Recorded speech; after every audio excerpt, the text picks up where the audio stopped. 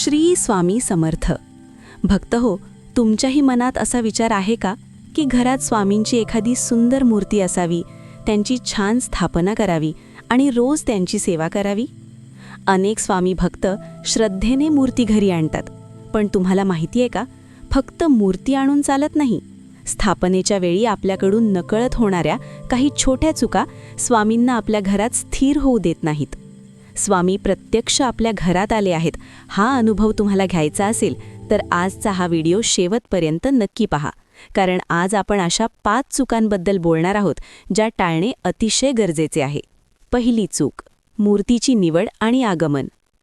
पहिली आणि सर्वात मोठी चूक आपण मूर्ती निवडतानाच करतो.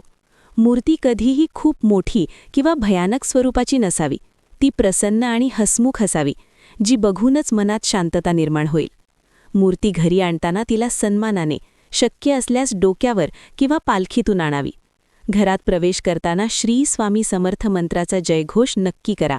नुसते शांतपणे मूर्ती आणू नका. दुसरी चूक, दिशा आणि आसन. दुसरी चूक म्हणजे स्थापनेची दिशा. स्वामींना कधीही थेट जमिनीवर किंवा अस्वच्छ जागी ठेवू नका. त्यांच्यासाठी सर्वात उत्तम जागा म्हणजे तुमच्या घरच्या देवहारा किंवा ईशान्य कोपरा. त्यांचे मुख शक्यतो पूर्वेकडे किंवा पश्चिमेकडे असावे. त्यांना एका लाकडी पाटावर लाल किंवा पिवळे कापड अंथरून आसन द्यावे. हे आसन स्थिर असावे, ते डगमगता कामा नये. तिसरी चूक, शुद्धीकरण आणि अभिषेक. तिसरी चूक आपण शुद्धीकरणात करतो. मूर्ती नवीन असली तरी तिला अभिषेक घालणे गरजेचे आहे. पंचामृताने म्हणजेच दूध, दही, तूप, मध आणि साखर अभिषेक घालून त्यानंतर शुद्ध पाण्याने स्नान घालावे. अनेकदा आपण फक्त पाण्याने पुसून मूर्ती ठेवतो. ही मोठी चूक आहे. स्वामींना सुगंधी अत्तर आणि चंदनाचा टिळा लावायला विसरू नका, ते त्यांना अतिशय प्रिय आहे. चौथी चूक, नैवेद्य आणि सेवा. चौथी चूक नैवेद्याची. स्वामींच्या मूर्तीची स्थापना झाल्यानंतर पहिल्याच दिवशी त्यांना काहीतरी गोड किंवा त्यांचा आवडता नैवेद्य, पिठलं भाकरी नक्की दाखवावा. नुसते पाणी किंवा फळ ठेवून चालत नाही आणि नुसता नैवेद्य दाखवून चालत नाही, तर त्या दिवशी तारक मंत्र आणि स्वामी समर्थ मंत्राची एक माळ जप नक्की करावा. यामुळेच स्वामींची शक्ती मूर्तीत जागृत होते. आणि पाचवी, सर्वात मोठी चूक म्हणजे तुमच्या मनातल्या भावाची कमतरता. अनेकदा आपण फक्त विधी म्हणून स्थापना करतो, पण मनात श्रद्धा नसते.